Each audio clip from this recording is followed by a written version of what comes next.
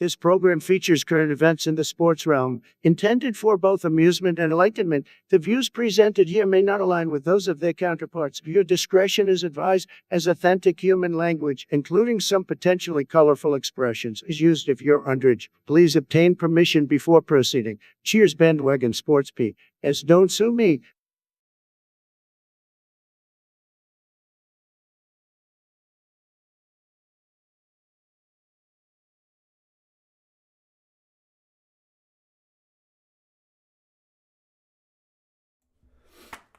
Hello, everybody, and welcome to Bandwagon Sports. I am your host, Cade Navarro, and this is a Bandwagon Thursday show. So thank you for tuning in, Bandwagoners. We got a lot of action to unpack. We got NBA action last night.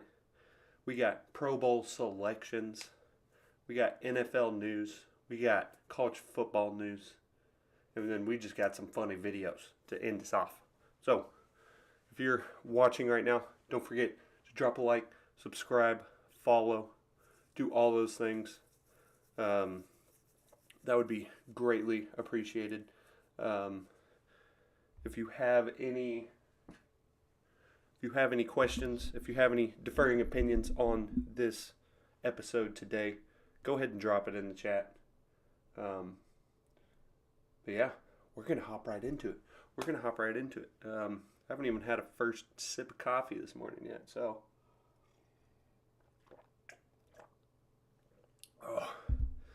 Let's go ahead, get some smooth music going, and let's go ahead and hop into some NBA action.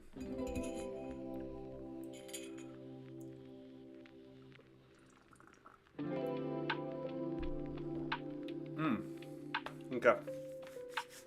Alright, so last night we had 22 teams facing off with 11 winners. We had the old Dallas Mavericks taking on the Portland Trailblazers, beating them 126-97. Luka with a 41 bomb, 6 points, 5 assists, 4 3-pointers made.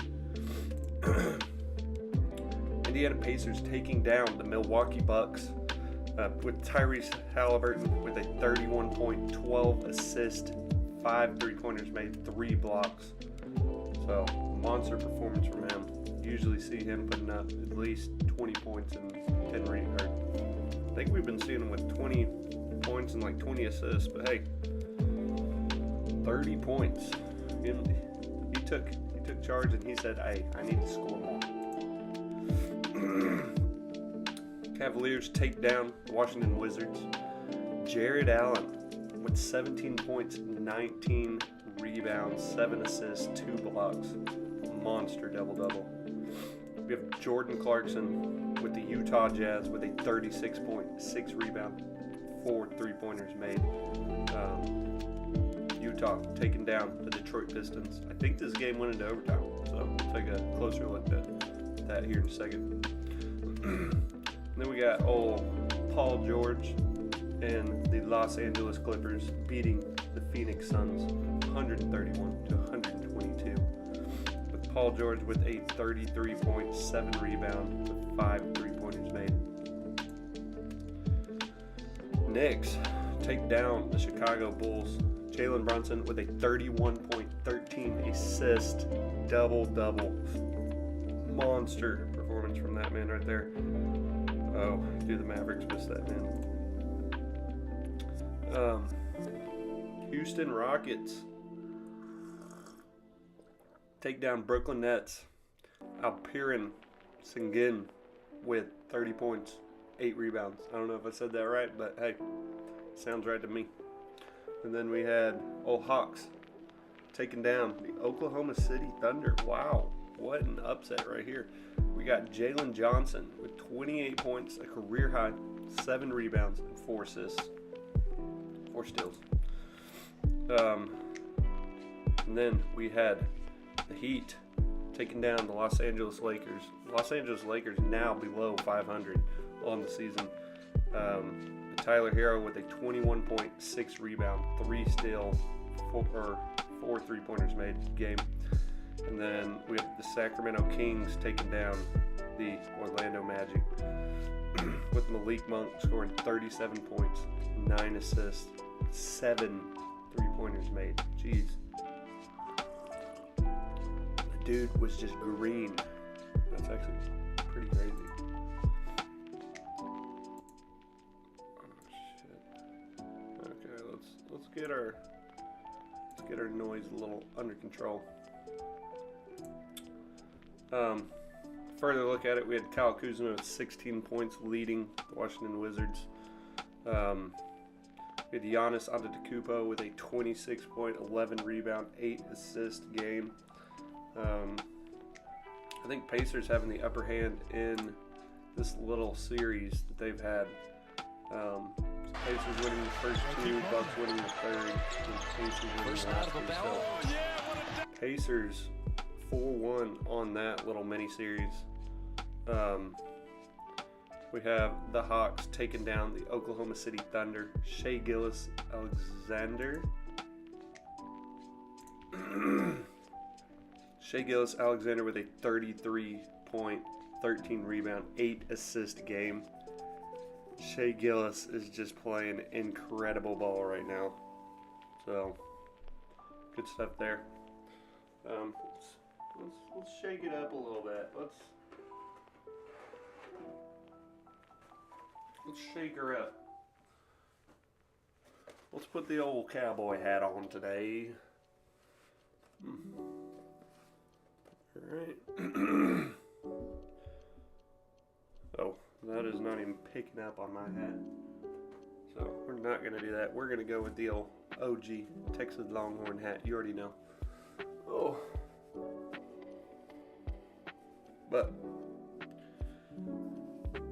so we got Shai Gilgeous. We're going to touch on the Oklahoma City Thunder and a few more slides,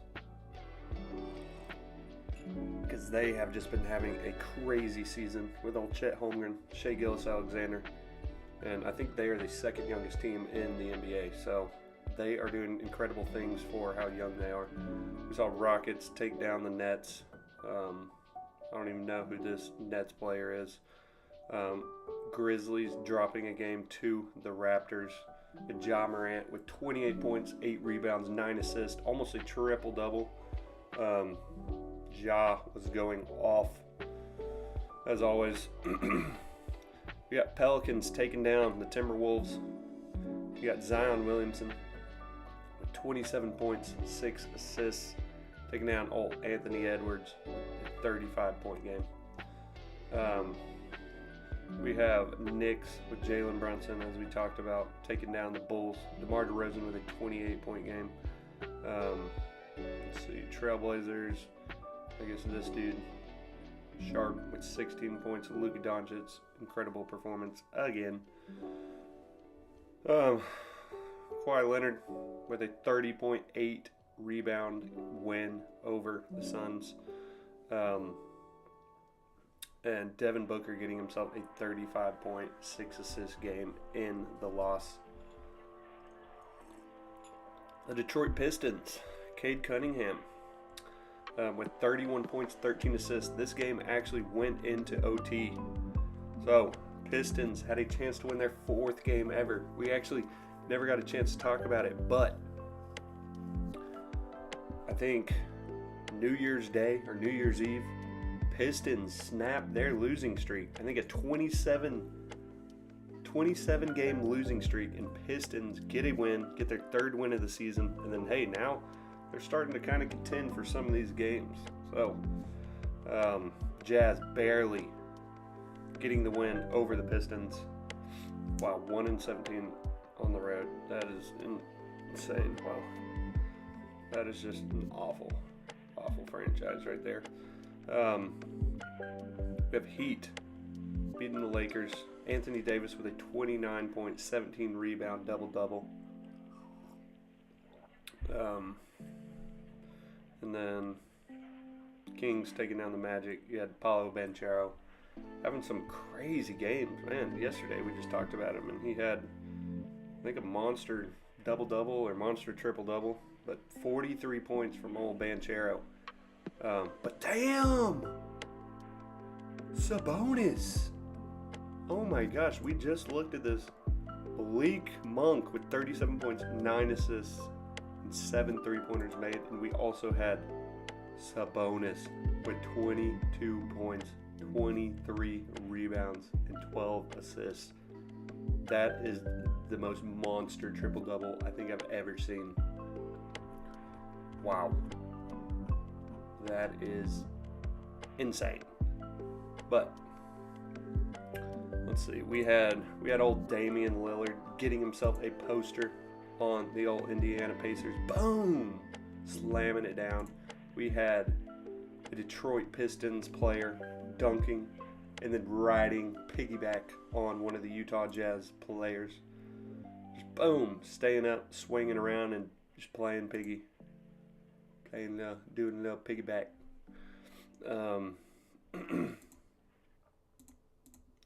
And then, even though OKC gets a loss last night, let's take a look at their historic season so far.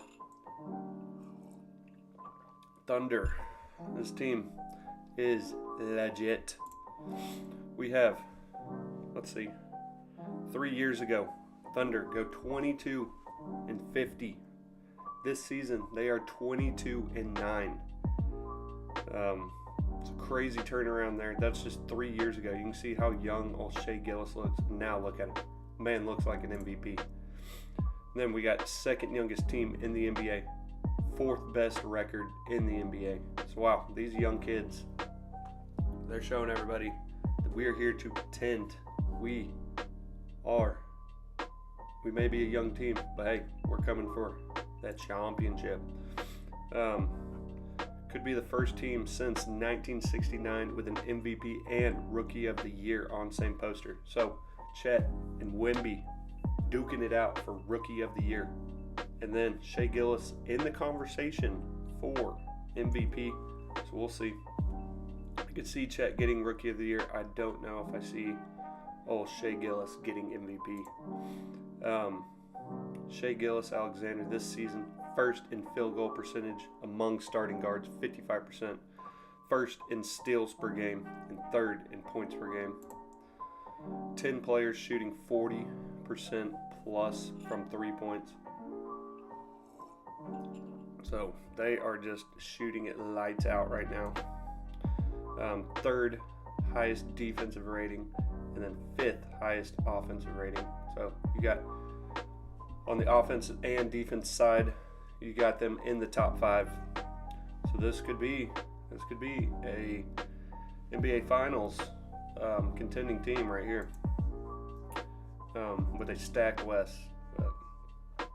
85.2 team free throw percentage, highest in NBA history.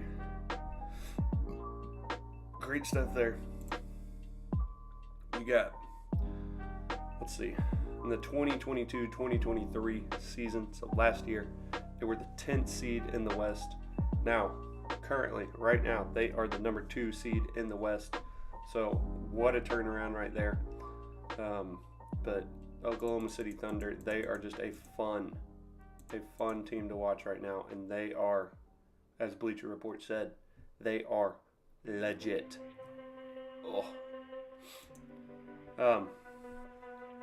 Yesterday, we had Pro Bowl selections for the NFL. We had them pick all the quarterbacks, running backs, all the positions you can think of. Some teams didn't have any players going to the Pro Bowl. Some players had a ton of players going to the Pro Bowl. So we're going to kind of touch on that. We're going to see who made it, who didn't make it, who got snubbed out of it. So for our NFC quarterbacks, we have old Brock Purdy. We have Dak Prescott, my boy Dak Prescott. And then we had old Matthew Stafford. Matthew Stafford turning it up these last few games, playing some electric ball, looking like one of the best quarterbacks in the league. So let's kind of think of some quarterbacks that got snubbed out of the NFC. You could say Jared Goff. Old Jalen Hurts was in the Heisman. Not the Heisman. He was in MVP talks for a little bit. But probably only those two guys. And then AFC, we got Tua Tagovailoa, Lamar Jackson, and Patrick Mahomes. This looks like a stud group right here. Both. You got Tua slanging the ball. You got Patrick slanging the ball like always, but his players dropping balls. And then you got Lamar Jackson having an MVP season, so obviously he's going to be up there. Is there any quarterbacks on this list that you think should be on there that did not make it? Like maybe Josh Allen, maybe. But these are our quarterback selections. We're going to keep these up here. Brock Purdy, he had over 500,000 Pro Bowl votes. And he has had a monster of a year. He was leading MVP for the longest time until getting rocked by the Baltimore Ravens. So, still, he is having an incredible season. 4,280 yards, 31 touchdowns. 11th, tied for 98th. 11 interceptions, not the best. But QBR 72.7, not the best either. Our running back selections for the NFC. We had Christian McCaffrey having an incredible season. So obviously, man deserves to be up there. DeAndre Swift. I had DeAndre Swift in fantasy. He would either go off or do nothing. But, hey, DeAndre Swift. They honestly should put Jalen Hurts up here. And then we got Kyron Williams for the Rams.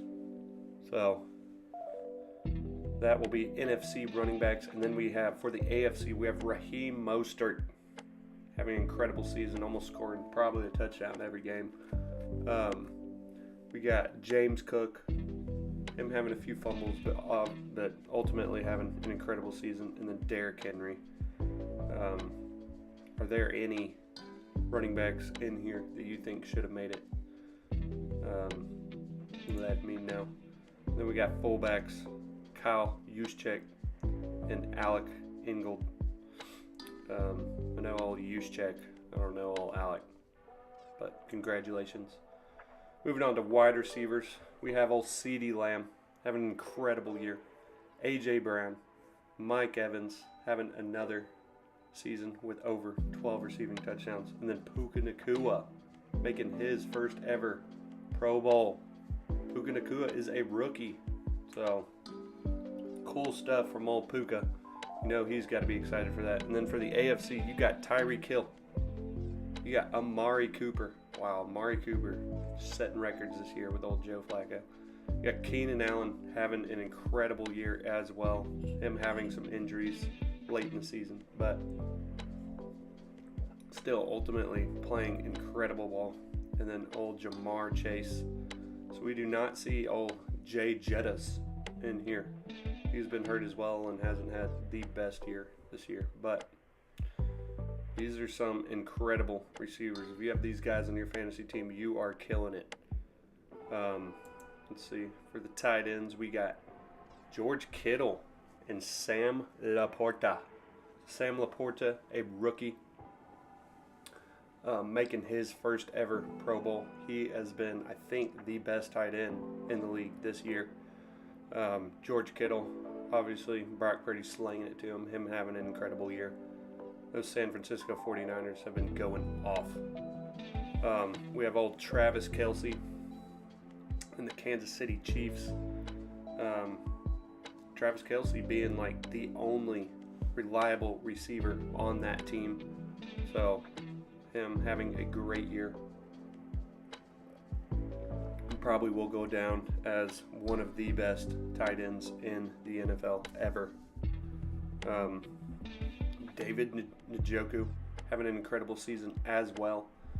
Njoku, especially with Joe Flacco coming in, him just being an absolute beast on offense, getting over 100 yards per game, scoring multiple touchdowns. He has just been the ultimate asset. I think he was a little underutilized at the beginning of the year while they were trying to find their quarterback, but ultimately now David Njoku is playing Pro Bowl level ball. And hey, all of these guys right here have a chance at a Super Bowl. Let's see. I think almost all these players, too, have a chance, except for Keenan Allen and old Jamar Chase. But cool stuff there. We got centers that made the Pro Bowl. We got old Jason Kelsey, one of the best centers ever. We got Frank Ragnow. I don't know any of these guys. Creed Humphrey, Tyler Linderbaum.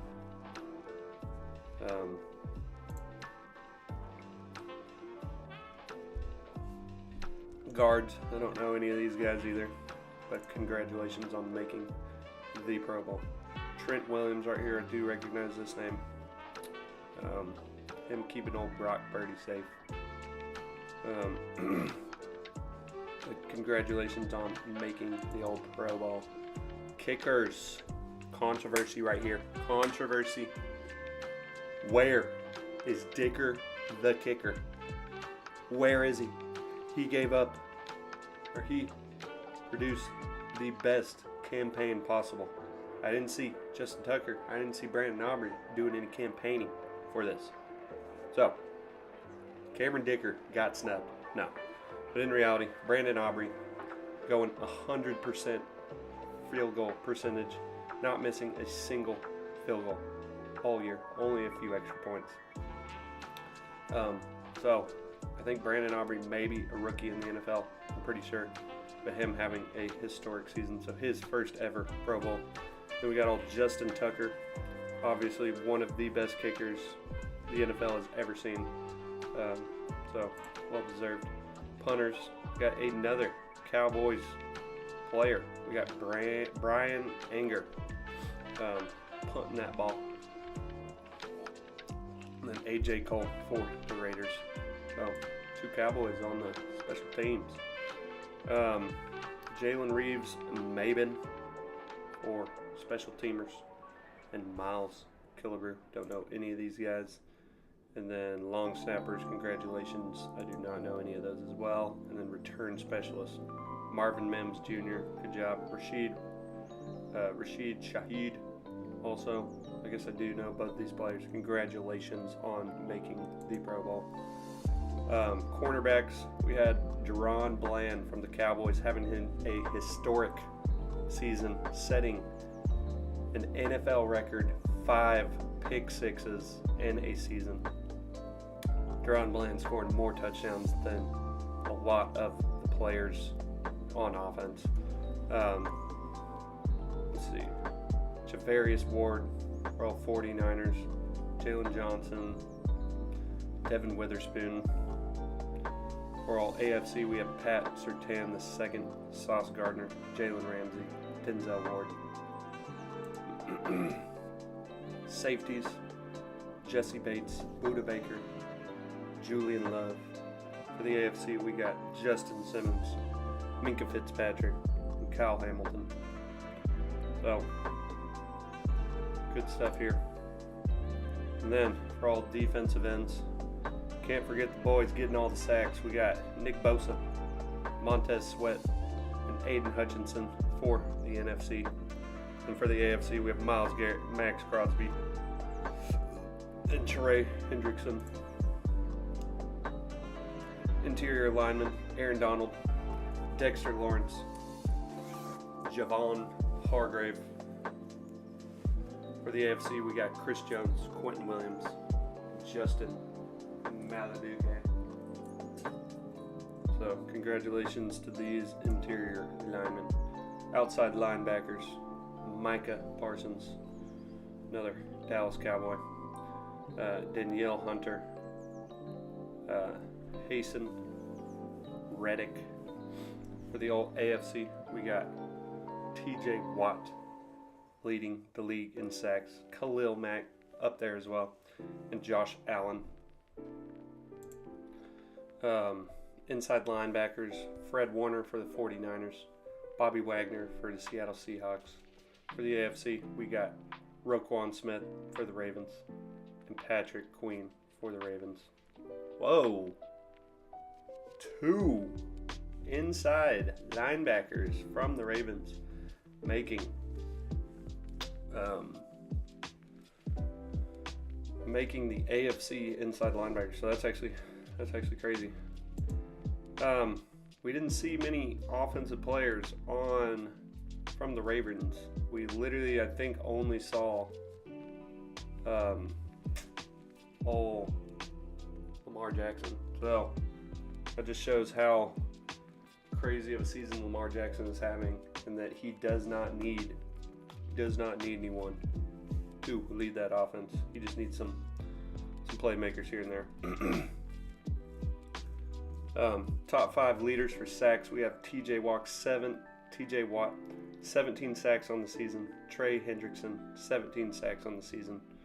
Josh Allen from the Jags 16.5. Khalil Mack 16 on the season.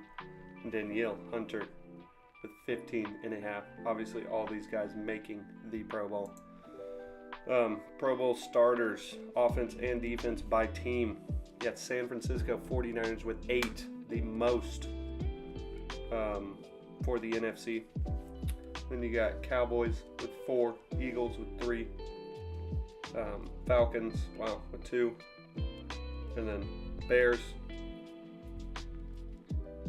Rams, Giants, Minnesota, Cardinals with 1 each. For the Pro Bowl starters, offense and defense, Miami with 4 Pro Bowlers, Browns with 3, Chiefs with 3, Jets with 2, Baltimore with 2. Wow, both their linebackers. Or no, I guess linebacker and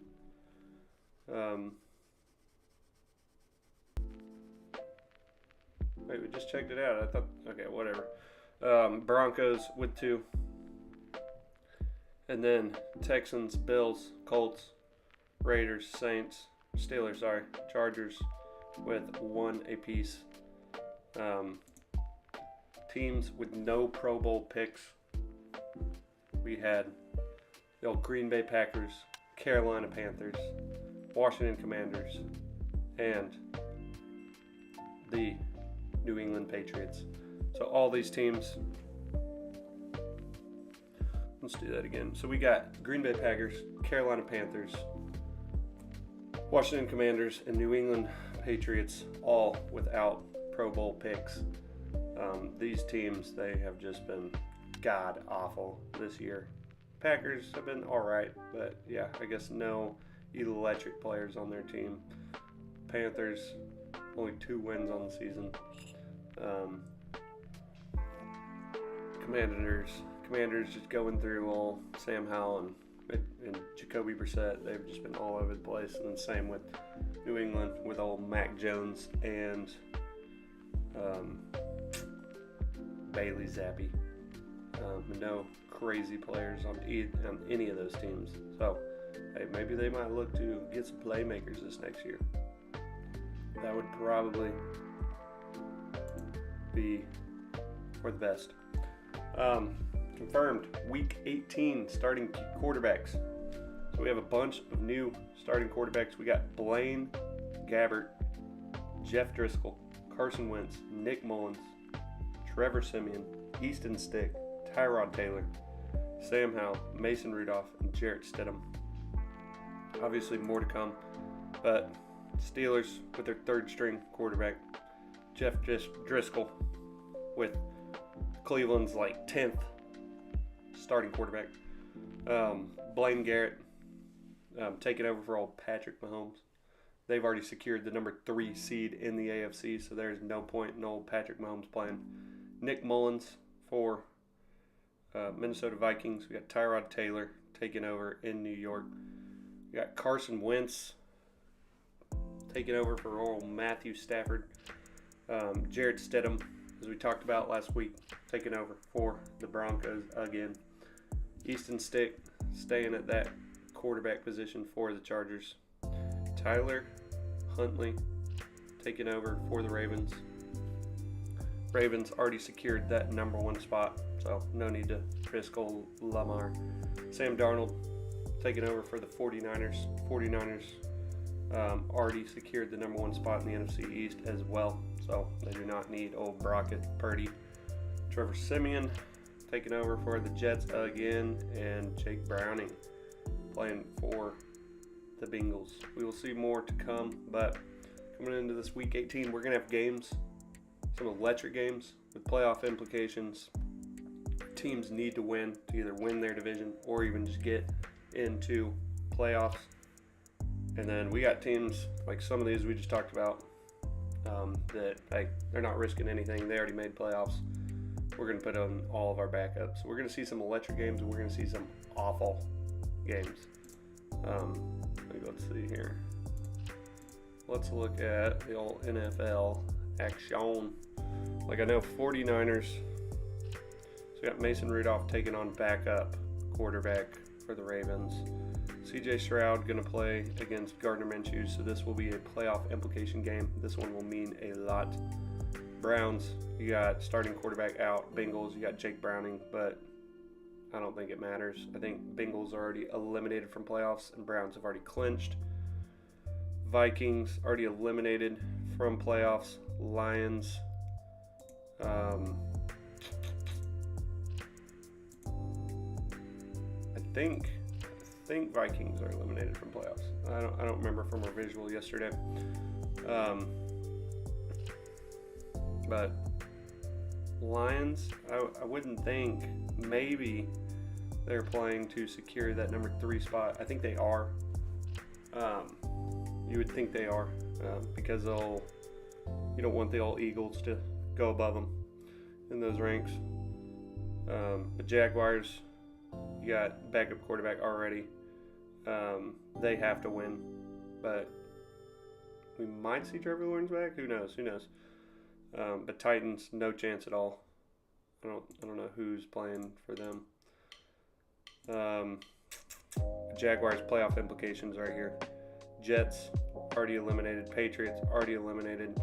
We'll probably see Bailey Zappi versus old Trevor Siemian. Falcons, Saints, playoff implications right here. I think both of them have a slight chance. Falcons might have been eliminated this past week with the loss to Chicago, but Saints have a chance. Buccaneers, Panthers, Bucks need to win this game. If they beat the Panthers, they clinch playoffs, as we talked about yesterday. Bears, Packers, maybe playoff implications here. Not sure. We'll see. Broncos, you got old Jarrett Stidham coming in. Raiders, Aiden O'Connell. Broncos, I doubt they have a chance, but maybe. I don't think so. Eagles, Giants. Eagles probably going to play Jalen Hurts. They need to win this game. Taking on old Tyrod Taylor for the Giants. They probably need to win this game to secure a higher seed than the Lions. The Lions are taking on old Vikings. So both those teams need to win. Seahawks taking on the Cardinals. Seahawks might have a chance. I think they need to win this game, so we should see Geno. Chargers, Chiefs, this game doesn't matter. Chiefs already secured number 3 seed. And Chargers, Easton Stick. And then this game, we got Rams, 49ers. We got 2 backups. We're going to see Carson Wentz facing off against Sam Darnold. So that'll be an awful game. Cowboys taking on the Commanders. We will see Dak Prescott in action. Cowboys need to beat the Commanders in order to secure the number 1 seed in the NFC East.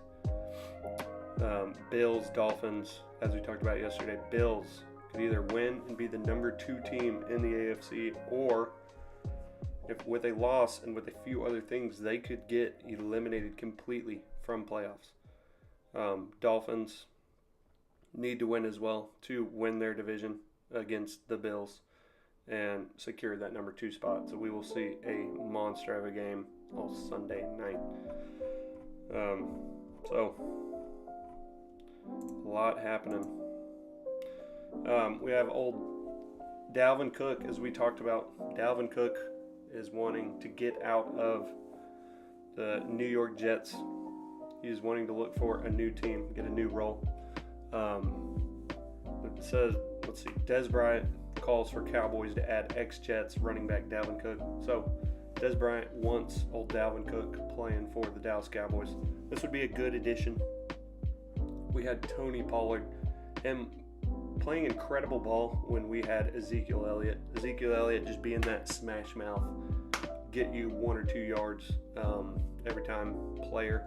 Then you had Tony Pollard as the electric, run outside, catch, do everything else. But not having old Ezekiel Elliott, that little smash mouth, pound it for a yard or 2 player. It's been kind of hurting them on a few short yardage downs. So getting old Dalvin Cook, he could be that little spark that the Cowboys need. Rico Dowdle, pretty much just like Rico Dowdle. What is it? It's not Vince Vaughn. Deuce Vaughn. They're both kind of just like Tony Pollard's. They're just like the same running back. So getting more sturdy, more smash mouth player. This could be good for the Cowboys. But top 5 landing spots, we got Baltimore Ravens. I could see them as a Raven. Miami has way too many running backs. They got A-Chain. They got Raheem Mostert. I couldn't see him going there. Dallas Cowboys for sure. 49ers, got Christian McCaffrey, and then I think like Elijah Mitchell or something. So he could be a good number 2 spot. I mean, that wouldn't be bad. Browns, Nick Chubb, hopefully he comes back this next year. They have Jerome Ford, Kareem Hunt. So I don't think you need them at all. But moving on, yesterday, we had Tyreek Hill's house catch on fire while he was at practice. So his home down in Miami, we'll see it right here as it's going up in smoke. So not good. Obviously, coming into this last week, Miami needs to win. So Tyreek Hill.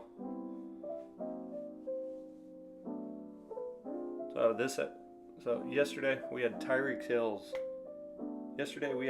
Hill's house catch on fire in Miami. We saw firefighters battling the fire. Oh, come on. We got to get the clip. So yesterday we had old Tyreek Hill's house catch on fire in Miami. Obviously, Miami has a big game this week facing the Bills for their conference championship and to secure the number 2 seed in the AFC. So, could this have been a Bills fan setting his house on fire? Maybe. Maybe not.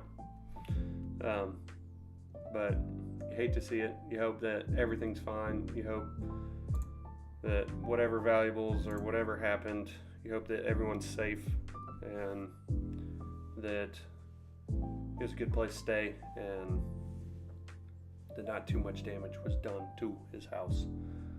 But that's going to do it for our NFL action and our NFL news. We're going to touch on a tiny bit of college football, and then we're going to end it probably with some funny clips. I think I got a lot of funny clips. I mean, Instagram was just giving me the funnies yesterday. So, for our college football action, we had J.J. McCarthy coming out and saying, J.J. McCarthy coming out and saying, 80% of teams in college football still signs. We actually had to adapt because in 2019, 2020, Ohio State was stealing our signs, which is illegal. We had to get up to their level, and they were at.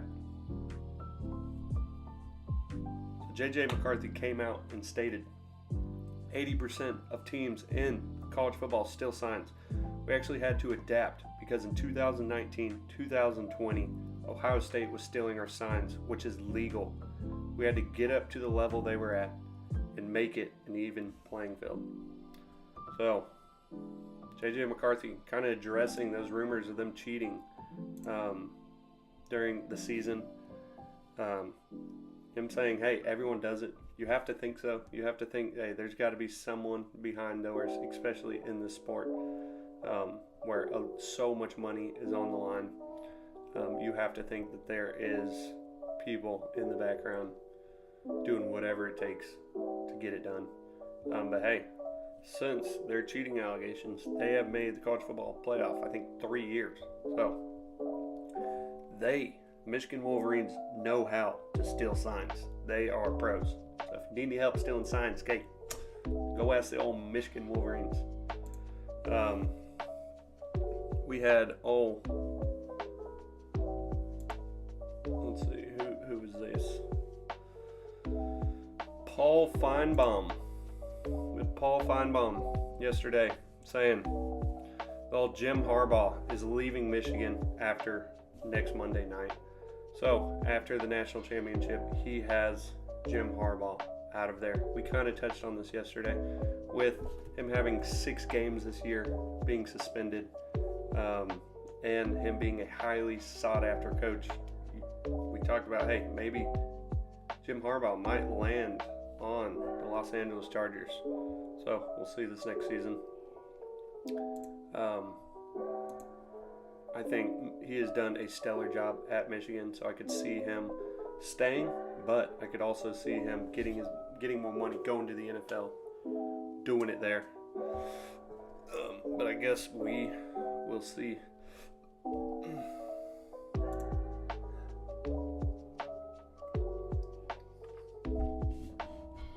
And then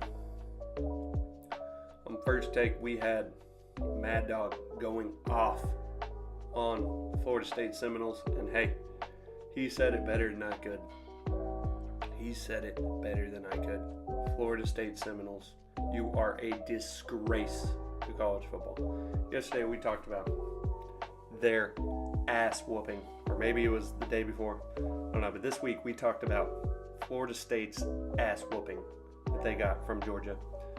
And I was saying they had like 21 something players out. No, let me correct that. Florida State Seminoles had 29 scholarship players that did not play in this bowl game. I don't know how big a college roster is, but for the NFL, I think it's like a 50-something man active roster. So if it's the same for college football, that is over half of their team not playing. So Florida State, you are an absolute disgrace to college football, and I hope you lose all your lawsuits. Let's hear old Mad Dog's take on this. To prove to the world that they belong. So they go to the Orange Bowl on Saturday before New Year's, and they show up like they don't even care, and they lose 63-3. And Florida State, that spent 3 weeks moaning and groaning about how they got royally screwed, they show up at that game in the Orange Bowl in front of all those fans, and they lose 63-3 with a bunch of amateurs after they moaned and groaned about how they were messed up. Oh, that is such an unbelievable disgrace. I could not believe what they... I mean, Florida State coming out and being like, hey, Florida State coming out and saying, hey, we got hoed. We should have been in the college football playoff. Florida State coming out and then being like, hey, we should have made the college football playoff. We were undefeated. We won our conference. What else do we need to do? And then them getting cut out of the college football playoff. And them being like, they've sued the college football playoff. They have so many people transferring out, decommitting. The Seminoles right here. What are they doing?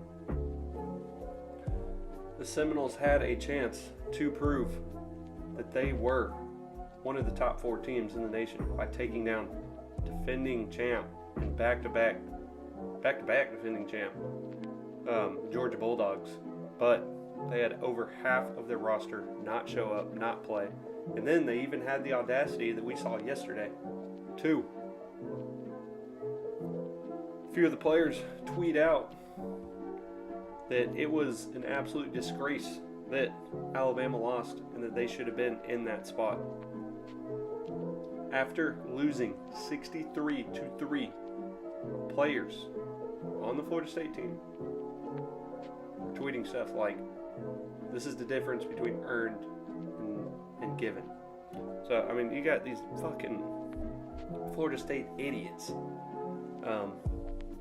I'm glad they got blown out, and I hope they always get blown out. I am now an official FSU hater. So, for the first time ever on Bandwagon Sports, I am hopping on the hater bandwagon. The hater bandwagon. We just came up with a new thing. I am now on the hater bandwagon against FSU. I hate them. I despise them. I hope they have a losing record next year. I hope they never see an ACC championship ever again with this disgrace. 2 lawsuits. Getting absolutely blown out. Having half of their team not play. FSU, I hope you never win again. So, first ever bandwagon hater. I could say the same almost for the Steelers with the old George Pickens thing, but this will be our first. We'll count this one as our first hater bandwagon. So that will do it for our college football action. And we got some funny clips for you.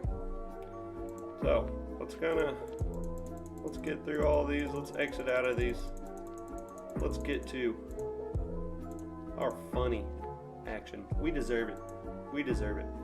We got Max Crosby, Pro Bowler, talking shit to Gardner Minshew and the Colts, saying, little ass boy. We see him always just getting to people. We see him always, like even Patrick Mahomes, all these quarterbacks, him always just pushing them around, doing a little extra, just trying to get in their head. We got 2 of those. But Max Crosby always doing the most. And then you got a funny moment with old Gardner Minshew saying, dude, Max Crosby is so damn angry. So, let's listen to this. Little ass boy.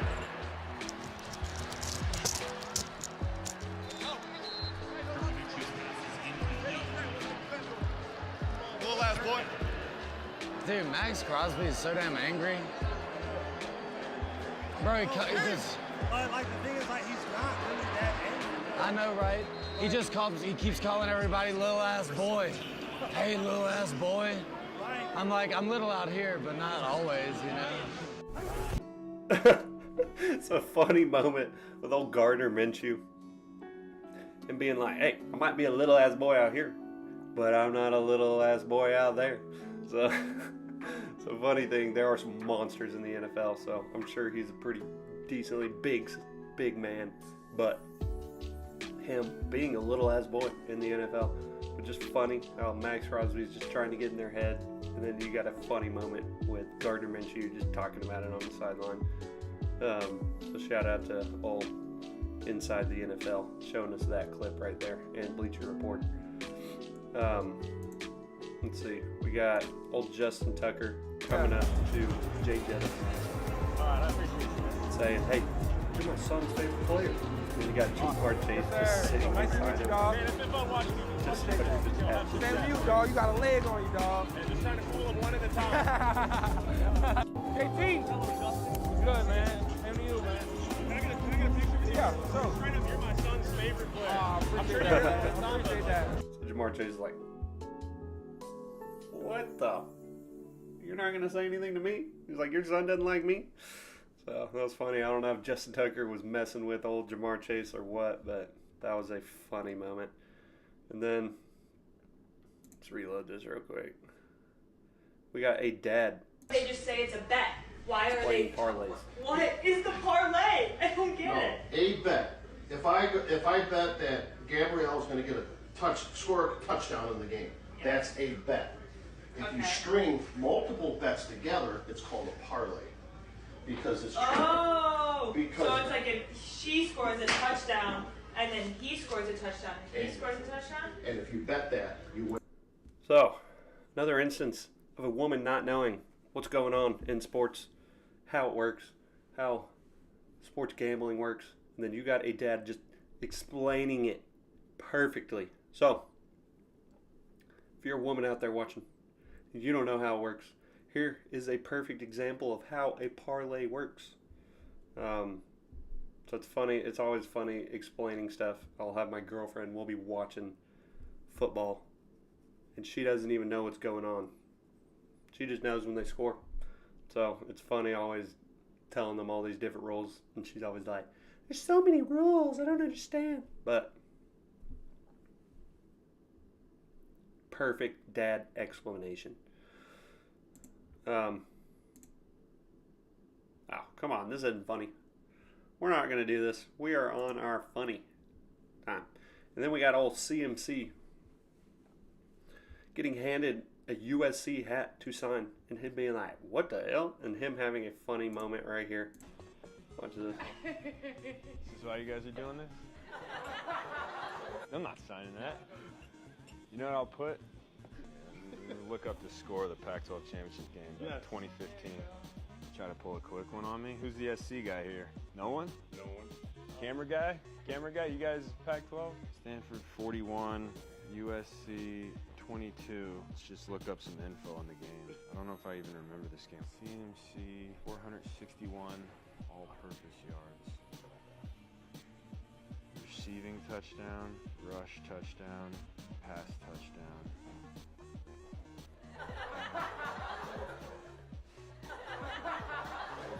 I don't know whose this is, but they can have it. Oh, yeah.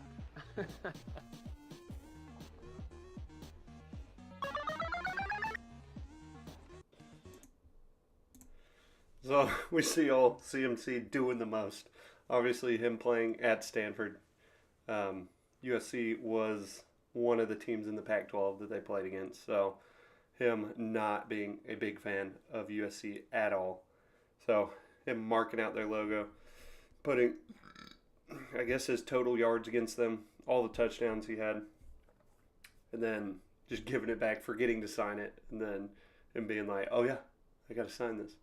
So funny stuff from old CMC. But that's going to do it for us on our Bandwagon Thursday show. We went over NBA action. We went over Pro Bowl selections. We went over some NFL news. We went over some college football news. And then we got to watch some funny stuff. So, I hope you had a good time. I hope you had a laugh. I hope you enjoyed your experience.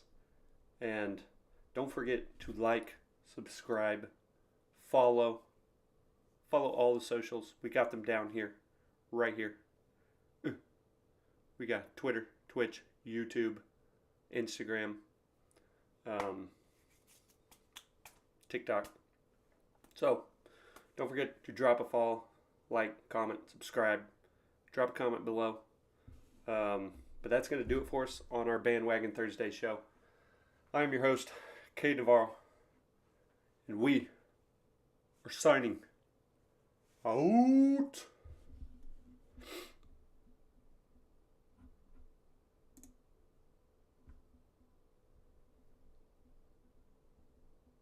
Signing out. Bye.